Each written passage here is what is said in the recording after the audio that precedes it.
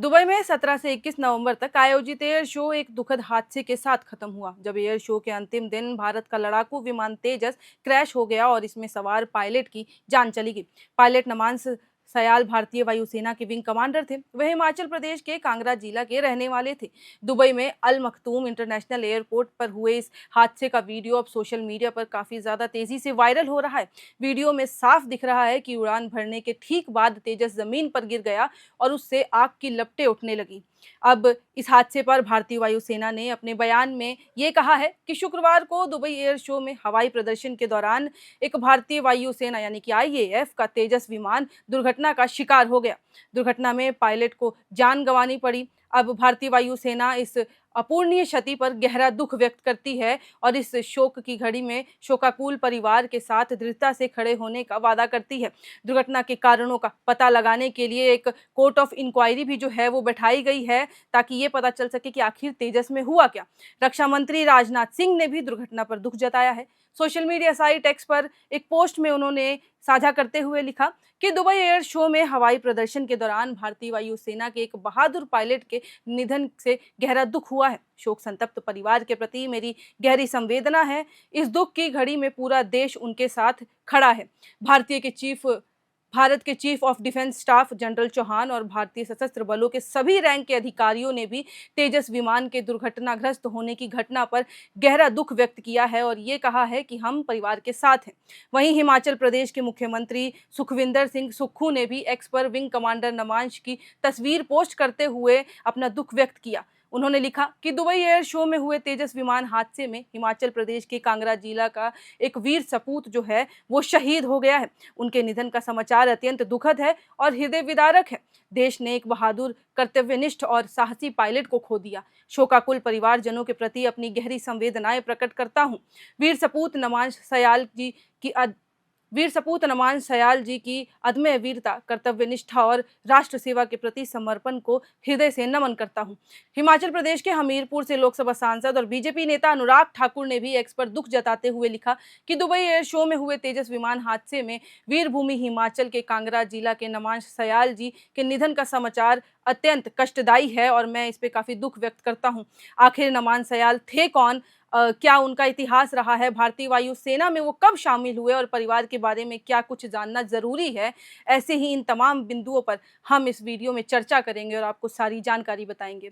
तो भारतीय वायुसेना में विंग कमांडर नमान सयाल हिमाचल प्रदेश के कांगड़ा जिला के रहने वाले थे। 2009 में एनडीए क्लियर करने के बाद नमांश ने डिफेंस ज्वाइन किया था। 34 वर्षीय विंग कमांडर नमान सयाल के पिता जगन्नाथ सयाल और उनकी मां वीना सयाल अभी तमिलनाडु के कोयम्बटूर स्थित अपने बेटे नमांश के घर में ही रह रहे थे जब ये घटना हुई। 2 हफ्ते पहले ही वे कांगड़ा के अपने गांव से कोयम्बटूर गए थे, क्योंकि पोती आर्या सयाल की देखभाल करनी थी, उसका ध्यान रखना था। क्योंकि नमन की पत्नी जो भारतीय वायुसेना में खुद विंग कमांडर हैं, उनकी कोलकाता में ट्रेनिंग चल रही थी और वो व्यस्त थी। एक दैनिक अंग्रेजी अखबार से बात करते हुए उनके पिता जगन्नाथ सयाल ने कहा कि नमांश पढ़ाई में बहुत अच्छे थे और शुरू से अव्वल रहे हैं। आखिरी बार मैंने अपने बेटे से गुरुवार को ही बात की थी। उसने मुझे अपना एयर शो टीवी या यूट्यूब पर देखने के लिए कहा था। उन्होंने कहा कि शुक्रवार की शाम 4 बजे मैं यूट्यूब पर एयर शो का वीडियो सर्च कर रहा था ताकि देख सकूं। तभी मैंने प्लेन क्रैश की रिपोर्ट देखी। उसी वक्त मैंने अपनी बहू को फ़ोन किया। मेरी बहू भी विंग कमांडर है। मैंने उससे कहा कि चेक करो कि क्या हुआ है, ये क्या खबर है। कुछ पल में एयरफोर्स ने 6 अधिकारी हमारे घर पहुंचे और मैं समझ गया कि कुछ गड़बड़ हुआ है। Jagannath Sayal retired school principal हैं। नमांश के पिता सरकार के संपर्क में हैं ताकि उनके बेटे का पार्थिव शरीर जल्द से जल्द अब भारत लाया जा सके। एयरफोर्स अधिकारियों के अनुसार विंग कमांडर नमांश सयाल का शव भारत आने को लेकर प्रक्रिया पूरी होने में 2 दिन और लग जाएंगे। जानकारी है कि दुबई में औपचारिकताएं पूरी करने के बाद ही नमांश के पार्थिव शरीर को सोमवार तक कांगड़ा पहुंचाने की उम्मीद जताई जा रही है और लाया जाएगा। उनका अंतिम संस्कार अपने पैतृक गांव नगरोटा बागवा में ही किया जाएगा। अब विंग कमांडर नमांश के लास्ट राइट्स कैसे होंगे, कब तक होंगे, ये अभी तक तय नहीं हुआ, इसकी कोई पुष्टि नहीं हुई है। हालांकि रिपोर्ट्स के मुताबिक तेजस के पायलट नमांश नेगेटिव जी फोर्स टर्नर से रिकवर नहीं कर पाए थे। इसके चलते विमान नियंत्रण खो बैठा। वीडियो में साफ दिखता है कि तेजस विमान सीधे नीचे गिरा और इसमें कोई ग्लाइडिंग नहीं दिखी, यानी रिकवरी फेल रही और विमान फ्री फॉल में चला गया, जिसकी वजह से क्रैश हो गया। हालांकि ये पहली बार नहीं हुआ था, ऐसा हादसा पहले भी तेजस के साथ हो चुका है, जब 2024 में राजस्थान के जैसलमेर के पास एक तेजस लड़ाकू विमान क्रैश हो गया। और ये तब हुआ जब तीनों सेनाओं के अभ्यास के दौरान एक तेजस विमान ने उड़ान भरी और फिर वो नीचे आके क्रैश हो गया। इसके बाद जो है अब पता नहीं चला कि आखिर तब क्या हुआ था, लेकिन दोनों ही घटनाओं में भारतीय वायुसेना ने जांच के आदेश दिए।